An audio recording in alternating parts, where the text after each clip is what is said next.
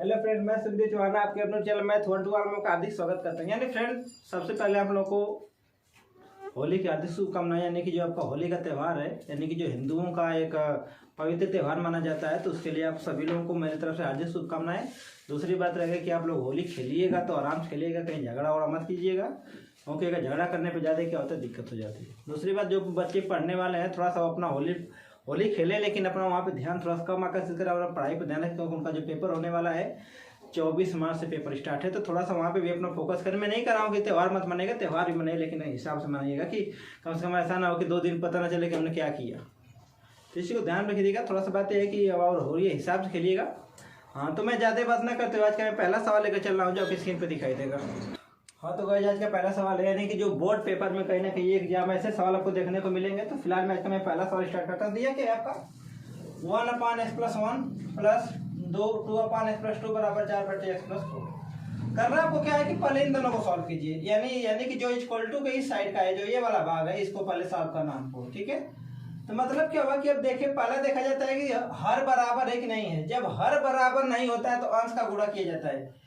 x+2 का गुणा 1 में कीजिए तो कितना हो जाएगा, x+2 हो गया, प्लस 2 का गुणा इसमें कितना आ जाएगा, 2x, और प्लस कितना आ जाएगा 2। क्लियर हो गया। और आप क्या करेंगे, इन दोनों का आपस में गुणा करेंगे। तो जब इन दोनों का आपस में गुणा करेंगे तो हो जाएगा x² प्लस 3x प्लस कितना हो जाएगा 2 बराबर आपका हो गया 4/x+4 हो गया। जोड़ लीजिए, 2 कितना आ जाएगा 3x, 2 कितना हुआ 4 बटे कितना हो जाएगा x² प्लस 3x प्लस 2 बराबर कितना हो गया 4/x+4। 3 का गुणा कर दिए, 3 का गुणा इसमें कर दिए कितना हो जाएगा 3x², 3 का गुणा 4 में 3 चौके 12x, 4 का गुणा x में कितना हो जाएगा 4x, 4 का गुणा 4 में 4 चौके 16 बराबर 4 का गुणा इसमें कर दिए कितना हो जाएगा 4x² 4x प्लस 4 गुणा 3 में 4 क्या है 12x प्लस 4 गुणा 2 में 4 दूना का 8। क्लियर हो गया। अब देखिए, इधर भी 12x और इधर भी 12x, दोनों कैंसिल हो गया। इधर क्या बचा 3x² प्लस 4x प्लस कितना 16 बराबर कितना हुआ 4x² प्लस 8। सारे नंबरों को मैं उस साइड ले जा रहा हूँ, ले जाइए। यानी हो जाएगा 4x² plus 8 minus 3x² minus 4x minus 16 बराबर कितना आपका हो गया 0 हो गया। 4 में से 3 घटाइए कितना बचेगा 1, x² हो गया माइनस 4x, और 16 में से 8 घटाइए कितना बचेगा माइनस का 8 बराबर का 0। अब आपका आ गया द्विघात समीकरण। गुणा करके आपको लाना है 8 और घटा करके लाना है 4। यानी कि अगर आप किसी भी नंबर का अगर गुणा करते हैं तो गुणा करके 8 तो आ जाएगा, लेकिन घटा करके 4 नहीं आ पाएगा। यानी कि घटा करके 4 नहीं आ पाएगा, क्योंकि 4 दूना 8 होता है, नहीं हो पाएगा। तो मेरा कहना था कि जब अभी कैसे सवाल कभी भी आपको अगर गुणनखंड ना हो तो सीधा 4 नियम लगाते हैं। सीधा 4 नियम से इसको लगा सकते हैं। सीधा 4 का नियम क्या कहता है, कहता है -b plus minus √ b² minus 4ac अपान क्या होता है 2a होता है, यही होता है ना। अब हमारा ये कमान निकाल लीजिए। यहाँ पे जब इसको निकालेंगे x² माइनस 4x माइनस 8 बराबर का 0, तो क्या करेंगे ax² plus bx plus c बराबर 0 से तुलना करने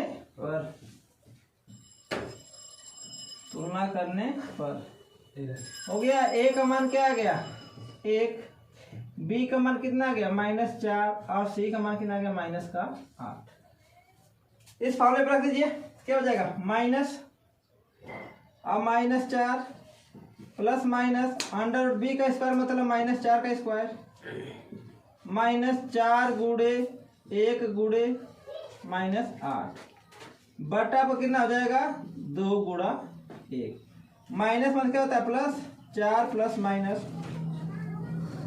4 चौक के 16 प्लस 8 चौका 32 बटा कितना आपका हो गया 2। इसको सॉल्व कर लीजिए तो हो जाएगा 4 प्लस माइनस आपका हो जाएगा 16 32 48 होता है। अब ब्रैकेट में कितना हो जाएगा 2। इसको जब बाहर निकालेंगे तो हो जाएगा इसका 16 3 48 यानी कि जिसका हो जाएगा 4 प्लस माइनस 4 कड़ी में आपका 3 हो जाएगा और बटे कितना हो जाएगा 2। इसको क्या करना है, एक बार जोड़ना एक बार घटाना। एक बार जोड़ लीजिए यानी आंसर आपका ही छोड़े तो भी आंसर क्या हो जाएगा आपका आ जाएगा। यानी कि जो आपसे सवाल दिया था क्या कि समीकरण को हल करो। जो सवाल दिया था 1/x + 1 + 2/x + 2 बराबर 4/x + 4। हमने क्या किया, इसको x + 2 का गुणा 1 में किया, x + 1 का गुणा 2 में किया। इन दोनों का आपस में गुणा किया। गुणा करने के बाद इतना आया। इतना करने के बाद आपका एक द्विघात समीकरण बन गया। तो जब द्विघात समीकरण बनता है तो उसका गुणनखंड किया जाता है। तो गुणनखंड करने के बाद हम देख रहे हैं कि इसका गुणनखंड नहीं हो सकता। मतलब क्या हुआ कि x² - 4x - 8 बराबर का 0 है ना। तो हमको क्या करना है, गुणा करके 8 लाना है, घटा करके 4। तो कोई भी ऐसा नंबर नहीं है कि जिसका गुणा करके 8 है घटाने पे 4 आए। तो जब ऐसे कभी भी किसी नंबर का गुणनखंड नहीं होता है तो उसका सिद्धाचार नियम से क्या करते हैं, सवाल को सॉल्व कर लेते हैं। और जो आपका सिद्धाचार नियम होता है आपका सिद्धाचार नियम यही है, यानी कि जो ये वाला नियम है कि आपका सिद्धाचार है। यानी कि बहुत ही सिंपल सवाल है जो आपको एग्जाम में कहीं ना कहीं देखने को मिलेंगे। आपके सामने मैं दूसरा क्वेश्चन लेकर चला जो स्क्रीन पे दिखाई देगा।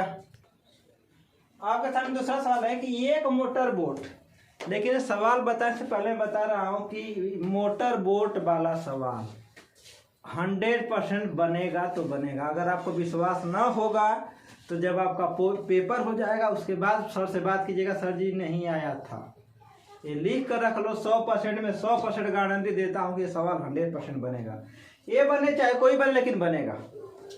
दे रखा कि एक मोटर बोट जिसकी स्थिर जल में चार्ज 24 किलोमीटर प्रति घंटा है, 32 किलोमीटर धारा के विपरीत जाने में वही दूरी धारा के अनुकूल जाने की अपेक्षा 1 घंटा अधिक लेती है। धारा की चाल ज्ञात कीजिए। यानी मेरा कहते हैं पहले समझ जाइए, यानी उसको जाना कितना है, दूरी कितनी है आपकी 32 किलोमीटर, यानी उसे जाना है 32 किलोमीटर। ध्यान रखिएगा, ठीक है। यानी एक बार धारा के साथ जाना है। धारा के साथ का मतलब ये होता है कि जिधर पानी बहेगा यानी जिधर नदी बहेगी उधर ही जाना है। तो जो जिधर नदी बहती है जो ये बोलते इधर जा रहा है तो होता है अनुकूल चाल। क्या होता है, अनुकूल चाल, ठीक। जब वही धारा के उल्टे आएगा तो उसको बोलते हैं प्रतिकूल चाल। मतलब इधर से होता है प्रतिकूल चाल। इसको लिख सकते हैं विपरीत चाल भी लिख सकते हैं, विपरीत चाल।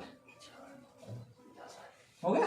अब देखिए दूरी हो गई। अब हमको पता नहीं है, बस इतना ना, हमको बस ये पता है कि जो नाव की चाल है ना, यानी कि जो पानी स्थिर है उसमें जो नाव की चाल है 24 किलोमीटर घंटा है। तो यानी कि नाव की चाल तो दे रखा है, नाव की चाल दे रखा है 24 किलोमीटर प्रति घंटा। धारा की चाल नहीं दिया, धारा की चाल मान लेते हैं। धारा की चाल बराबर हो गया आपका x किलोमीटर प्रति घंटा। अब ध्यान रखिएगा, जब धारा के साथ जाएगी तो क्या होती है, स्पीड प्लस होती है। यानी कि जब पानी बहेगा तो उसकी भी कुछ चाल होगी और जो नदी अरे नाव चलेगी उसकी भी कुछ चाल होगी। आपको पता होगा कि जब पानी बहता है तो नाव अपने आप चलना क्या हो जाती है, शुरू हो जाती है। तो अनुकूल चाल कितना हो जाएगा आपका, अनुकूल चाल ये आपका हो जाएगा 24 + x। प्रतिकूल चाल मतलब जब विपरीत आएंगे तो स्पीड क्या होती है, माइनस। तो हो जाएगा प्रतिकूल चाल बराबर हो जाएगा 24 - x। क्लियर हुआ।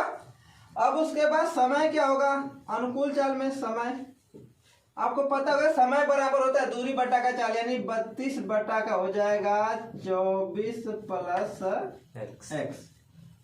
फिर समय निकलेगा प्रतिकूल चाल के लिए तो हो जाएगा 32 बटा का 24 - का x। क्लियर हुआ।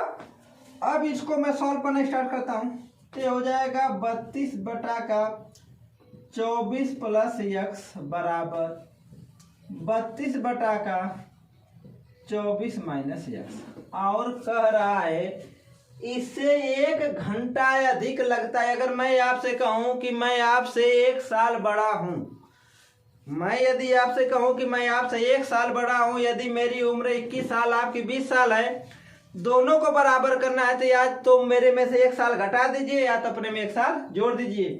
तो इसको 1 घंटा अधिक लग रहा है ना, तो इसमें तो ये घटा दिया, इसमें क्या कर रहा हूं, जोड़ दिया, हो गया।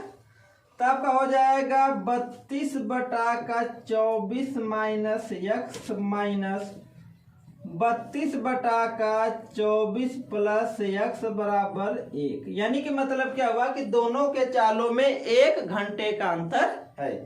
कर लीजिए, क्रॉस मल्टीप्लाई करिए, 24 का गुणा कीजिए, 24 दूना कितना होता है 48 को 8, 24 3 72, 4 76, 32 का एक्स में क्रॉस कितना हो जाएगा 32 का एक्स माइनस 32 कितना हो जाएगा 768, अब प्लस हो जाएगा आपका 32 का एक्स बटे। मैं आपको एकदम सिंपल तरीका बता रहा हूं कि जब ऐसे कभी भी आपको नंबर दिखाई दे दे, दोनों सेम दिखाई दे दे, यानी ये भी 24 एक्स, तो 24 का 24 में गुणा करके कितना हो जाएगा 576, एक्स का एक्स में एक्स का हो जाएगा 768 कैंसिल हुआ, बचा क्या अपना 32 कितना हो गया 64 एक्स बटा 576 माइनस एक्स स्क्वायर बराबर कितना हो गया 1 हुआ। इसका गुणा कर दीजिए, तो 64 एक्स बराबर हो गया 576 माइनस एक्स का स्क्वायर। इधर लाइए, एक्स का स्क्वायर प्लस 64 एक्स माइनस 576 बराबर कितना आपका हो गया 0। अब आ गया, ये भी आ गया द्विघात समीकरण। द्विघात समीकरण में ये आपको करना है कि गुणा करके आपको लाना है 576 और घटा करके लाना है 64। तो नंबर क्या हो सकते हैं 72 और 8। 72 और 8 का गुणा करेंगे तो आ जाएगा 576, 72 में से आ गया 64 बढ़ जाएगा, x square plus 72 x minus 8 x minus 576 बराबर क्या हो गया आपका 0। कॉमन ले लीजिए, कॉमन क्या मिल रहा है एक्स, क्या बच जाएगा एक्स प्लस 72 माइनस 8 कॉमन मिला दी, एक्स प्लस कितना हो जाएगा आपका 72 बराबर का 0। अब ध्यान के यानी कि एक ब्रैकेट में हो जाएगा एक्स माइनस का 8, एक ब्रैकेट में हो जाएगा एक्स प्लस 72 बराबर का 0।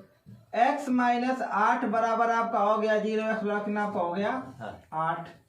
ये हो जाएगा एक्स प्लस 72 बराबर का 0, ये हो गया एक्स बराबर का माइनस का 72।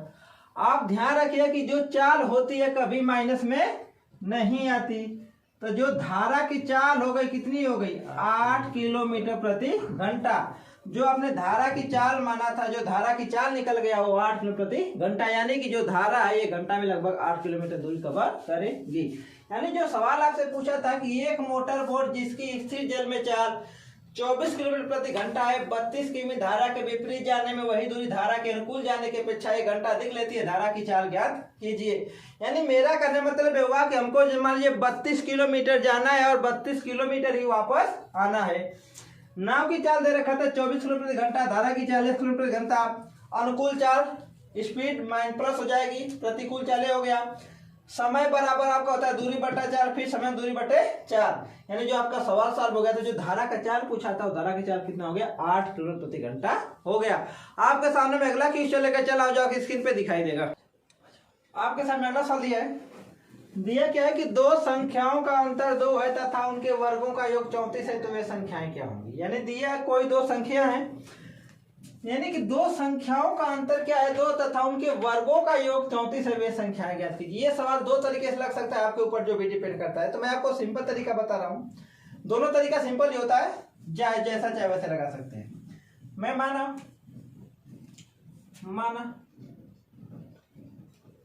पहली संख्या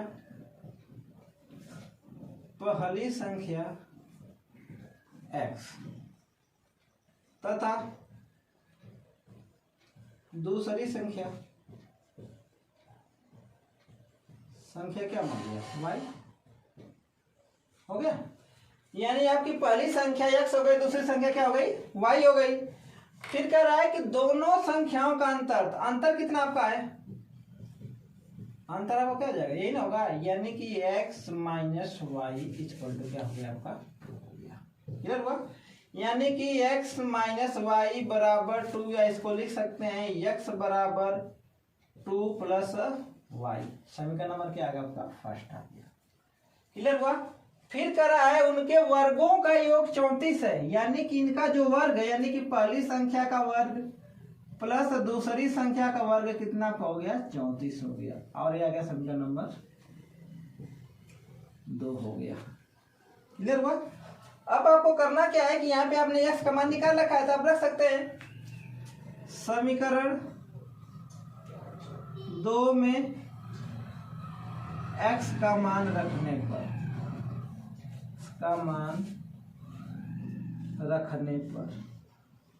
रख लीजिए, यानी x की जगह पर क्या रख सकते हैं, 2 प्लस वाई, तो रख लीजिए 2 प्लस वाई का होल स्क्वायर और प्लस वाई का होल स्क्वायर बराबर आपका हो गया 34।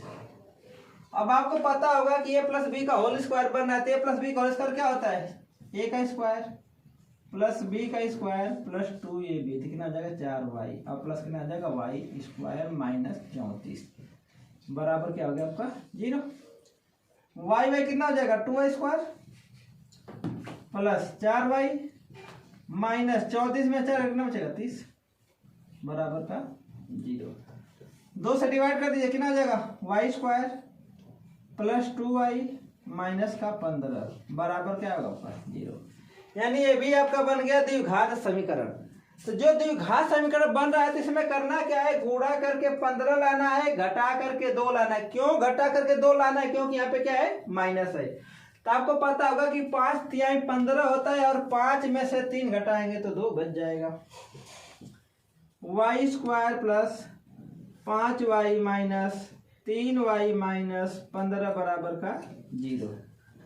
कॉमन ले लीजिए, तो क्या कॉमन मिलेगा y, तो हो जाएगा y प्लस 5 माइनस 3 का हो जाएगा, कितना हो जाएगा y प्लस का 5 बराबर क्या हो गया आपका 0। यानी आपका हो गया एक ब्रैकेट में y प्लस 5, दूसरे ब्रैकेट में हो गया y माइनस का 3 बराबर कितना हो गया 0। y प्लस 5 बराबर कितना आपका 0, y बराबर कितना हो जाएगा आपका माइनस का 5। एक हो गया y माइनस 3 बराबर क्या हो गया आपका 0, y का मान कितना है आपका 3 आया। तो मैं बता रहा हूं कि कभी भी यानी माइनस को हमको लेकर नहीं चलना है, तो यहाँ पे माइनस नहीं रहेगा, लिया क्या जाएगा, ठीक। अब आपको यानी कि एक संख्या x माने, एक संख्या y माने, एक संख्या तो निकल गई 3, लेकिन दूसरी संख्या हमको पता नहीं है, तो दूसरी संख्या यहां से क्या सकते हैं, लिख सकते हैं समीकरण 1 में y का मान रखने पर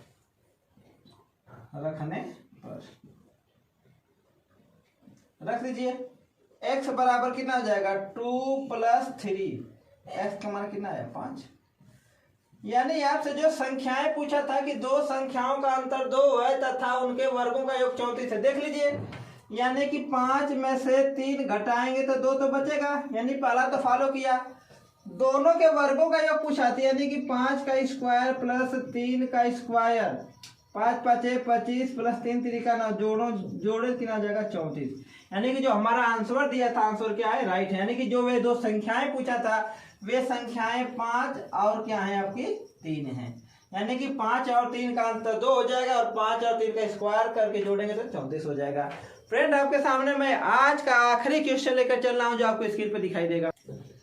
यानी आज का पहला यानी आखिरी सवाल है।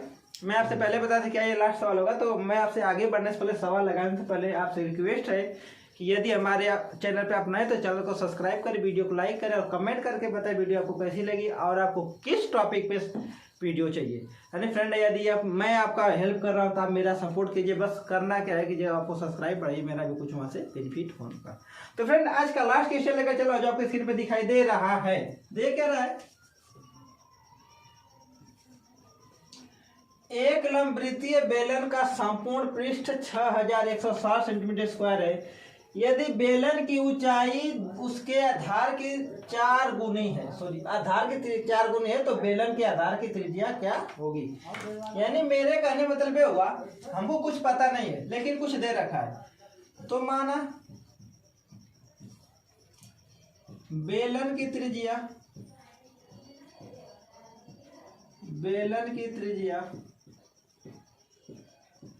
बराबर 8 सेंटीमीटर, 8 सेंटीमीटर। तो ऊंचाई क्या हो जाएगा आपका, ऊंचाई होगा वो दे रखा है बेलन की त्रिज्या का 4 गुना, यानी क्या हो जाएगा 4r हो जाएगा। यानी ये आपको पता हो गया, रेडियस भी क्या हो गई पता हो गई। आपसे दे रखा है कि बेलन का संपूर्ण पृष्ठ, यानी कि आपको पता होना चाहिए कि बेलन का संपूर्ण पृष्ठ क्या होता है। तो जो बेलन का संपूर्ण पृष्ठ होता है, बेलन का संपूर्ण पृष्ठ होता है वो होता है 2 पाई r ब्रैकेट में h प्लस r, एच आपका ध्यान रखिएगा, हो गया। यानी दे रखा है 2 पाई r ब्रैकेट में h प्लस r बराबर दे रखा है 6160।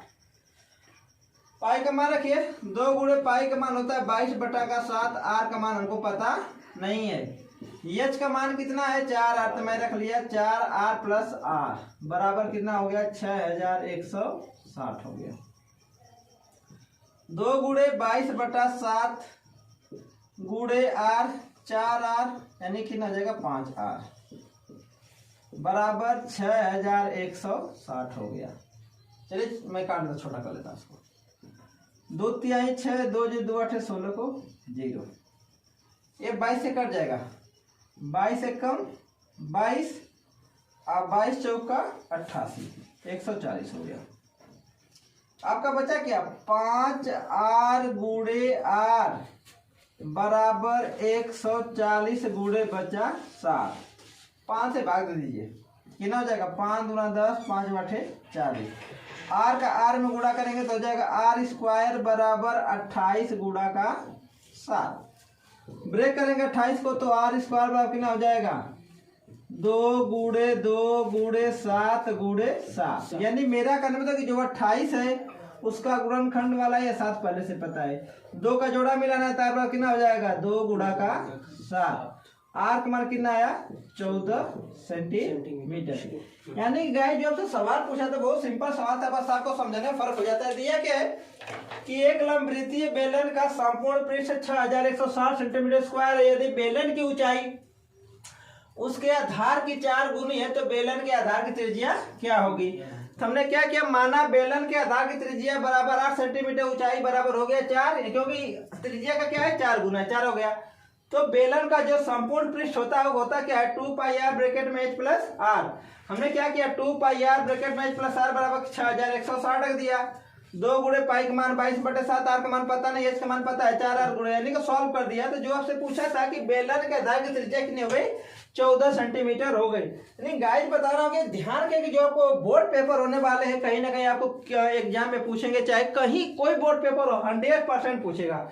तो आज मैं ज्यादा सवाल यानी कि करने का मतलब यह कि जो वीडियो काफी लंबी हो जाती है, कुछ लोग उसको बहुत सर जी बहुत लंबी वीडियो हो जाती है नहीं पसंद करते, तो मैं उतना बड़ा वीडियो भी नहीं बना रहा हूँ कि आपको दिक्कत हो, लेकिन बताऊंगा कि जितना ज्यादा सवाल करूंगा वो आपको बेनिफिट होगा। लेकिन ठीक है 4-5 सवाल तो बहुत काफी अच्छे हो जाते हैं।